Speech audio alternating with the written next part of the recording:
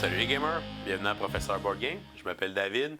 Aujourd'hui dans notre épisode de Board Game 101, on va jouer au Shérif de Nottingham. C'est un jeu qui a été publié par la compagnie Arcane Wonders en 2014 et qui nous vient des concepteurs Sergio Alaban et André Zatz. Le jeu se joue de 3 à 5 joueurs et dure environ 1 heure. Le but du jeu est d'amasser le plus d'or. L'or représente les points et celui qui a le plus de points à la fin est le gagnant de la partie. On va retrouver une mécanique de bluff et déduction, qui sera la mécanique principale. On va essayer de placer des marchandises dans notre sac et de les faire passer aux douanes du shérif de Nottingham pour les faire entrer dans la ville.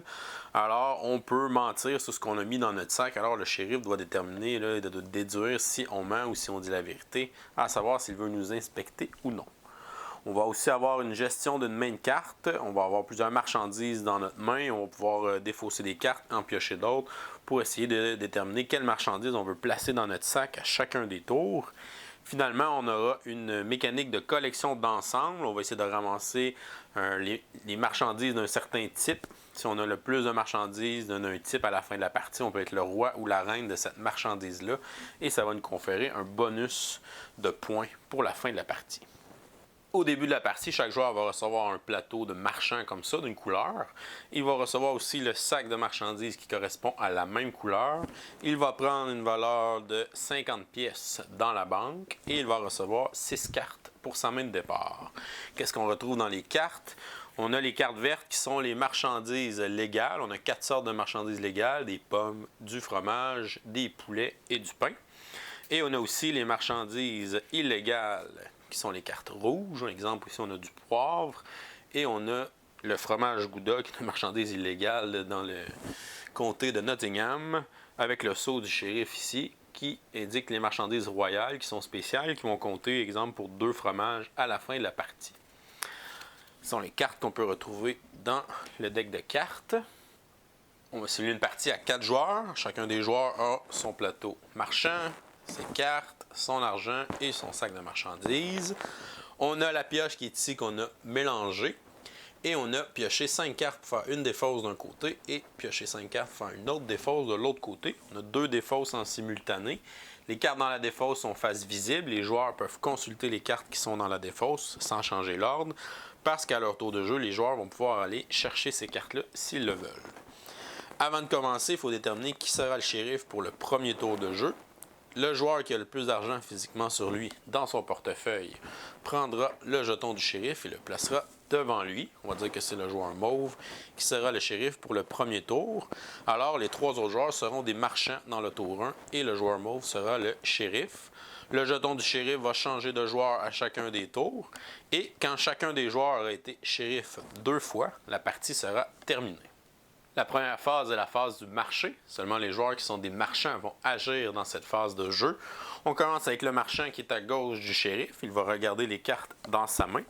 Et dans la phase de marché, il peut décider de défausser jusqu'à 5 de ces cartes-là pour les remplacer par des cartes de la pioche ou des cartes des 2 défausses. Il va décider de garder seulement le poivre et le pain. Il va défausser ces 4 autres cartes. Il va les placer de côté pour l'instant. Ensuite, il peut remplacer les 4 cartes qu'il décide de jeter avec des cartes de la défausse en premier lieu. Alors, il pourrait choisir de prendre 2 cartes dans la défausse. Il doit toujours prendre les cartes qui sont sur le dessus. Il ne peut pas choisir les cartes en dessous. Alors, les 2 cartes suivantes, s'il a fini de prendre dans la défausse, il peut prendre dans la pioche 2 cartes au hasard qui complètent sa main de 6 cartes. Les cartes qu'il avait mis de côté, qu'il les jette dans la défausse de son choix.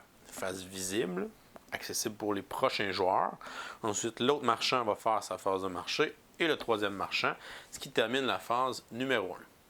La deuxième phase se fait en simultané. C'est la phase de remplissage de nos sacs de marchandises. Les marchands vont prendre leurs cartes en main, vont décider combien de cartes ils veulent placer dans leur sac. On est obligé de mettre au moins une carte et on ne peut pas en placer plus que 5. Donc, entre 1 et 5 cartes qu'on va placer dans notre sac de marchandises pour essayer de les faire rentrer dans le comté de Nottingham. Le joueur bleu va décider de placer 3 pains et 1 poivre dans son sac de marchandises. Il le fait en même temps que les autres marchands sans leur montrer qu'est-ce qu'il a mis dans son sac. Ensuite, ferme son sac et le place devant lui. On arrive ensuite à la troisième phase de jeu, c'est la phase de déclaration. C'est là que les marchands vont prendre leur sac de marchandises rempli et qu'ils vont déclarer au shérif qu'est-ce qu'ils veulent emmener dans le royaume de Nottingham. Pour la déclaration, les joueurs doivent obligatoirement déclarer le nombre de cartes qui est dans leur sac. Ils ne peuvent pas mentir sur cet aspect-là. Ils peuvent seulement déclarer des marchandises légales, une seule sorte. Alors, soit du fromage, des poulets, du pain ou des pommes. Alors, le joueur bleu déclarerait dans son cas « J'ai dans mon sac 4 pains » et donne son sac au shérif. Les autres joueurs font la même chose. « J'ai dans mon sac 2 poulets » et « J'ai dans mon sac 5 pommes ». C'est la phase de déclaration et là, c'est là que le shérif entre en jeu. La quatrième phase est la phase d'inspection. C'est là que le shérif va choisir s'il inspecte les sacs de marchandises des marchands ou non. C'est un peu une phase de négociation avec le shérif et les autres joueurs. Les joueurs peuvent offrir des pots de vin au shérif pour l'empêcher d'inspecter leur sac si jamais ils ont menti sur ce qu'ils veulent apporter, s'ils ont des cartes de marchandises illégales. Ou ils peuvent faire un bluff, ils peuvent offrir un pot de vin au shérif alors qu'ils ont juste des marchandises légales.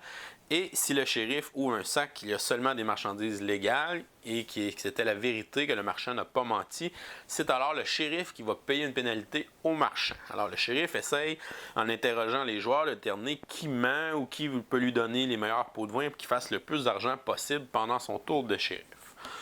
Le joueur jaune avait dit qu'il y avait 2 poulets. Le shérif lui dit « Je te crois, tu as 2 poulets, je te redonne ton sac, je ne t'inspecte pas ». Quand il décide de ne pas inspecter un joueur, le joueur va ouvrir son sac, va sortir les marchandises, va placer les marchandises légales autour de son plateau, à l'endroit indiqué. Il avait un poulet, mais il avait une marchandise illégale qu'il ne montre pas aux autres joueurs et qu'il va placer dans la section contrebande en haut de son plateau. Le shérif s'est donc fait avoir, alors il va être plus à l'affût pour ses 2 autres marchands. Le bleu a dit qu'il avait 4 pains et le marchand rouge 5 pommes. 5 pommes. C'est peu probable que tu aies 5 pommes. Le joueur rouge va dire « Ah, mais monsieur le shérif, je vais vous offrir 5 pièces si vous n'inspectez pas mon sac. » Le shérif dit que 5 pièces, c'est pas assez, mais si tu me donnes 10 pièces, je n'inspecterai pas ton sac. Le joueur rouge, c'est pas assez, c'est trop 10. Je ne peux pas vous offrir autant. Le shérif dit « OK, je vais inspecter ton sac. » Le shérif décide d'inspecter son sac, va regarder. Le joueur avait effectivement 5 pommes.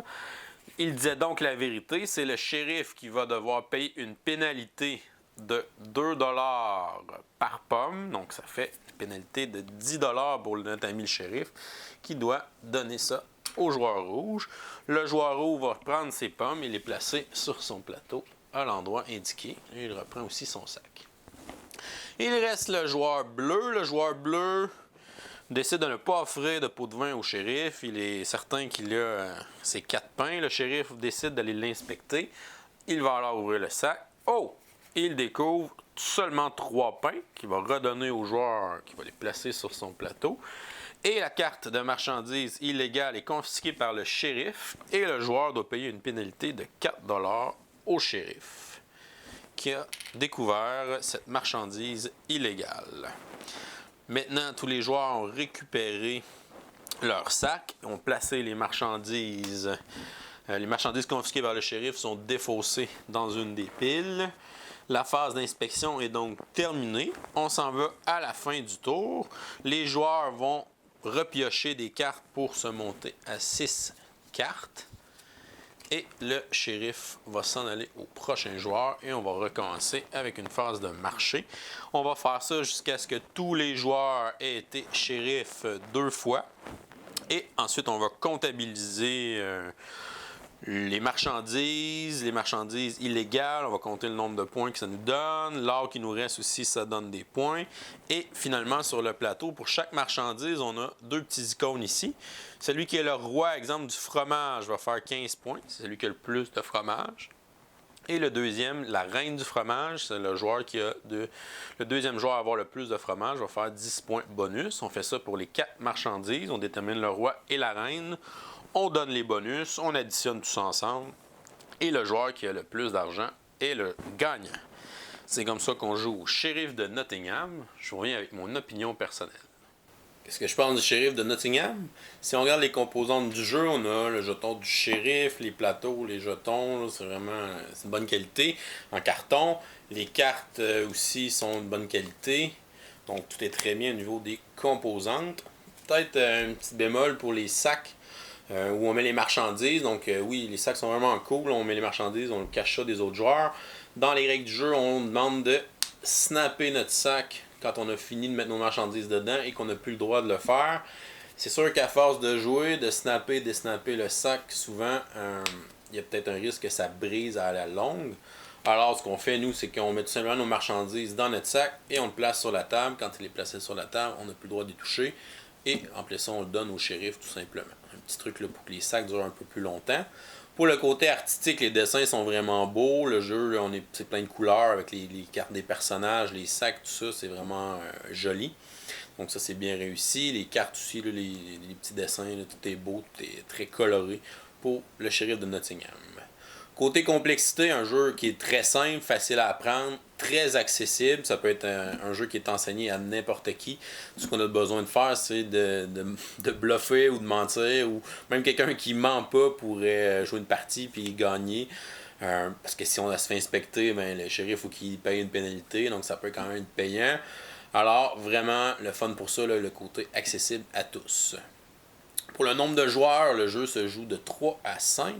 Moi, je vous recommande de jouer à 4 ou à 5. Donc, plus on est dans ce jeu, plus c'est le fun. Si vous jouez à 3, les règles sont un peu différentes. On enlève beaucoup de cartes du paquet.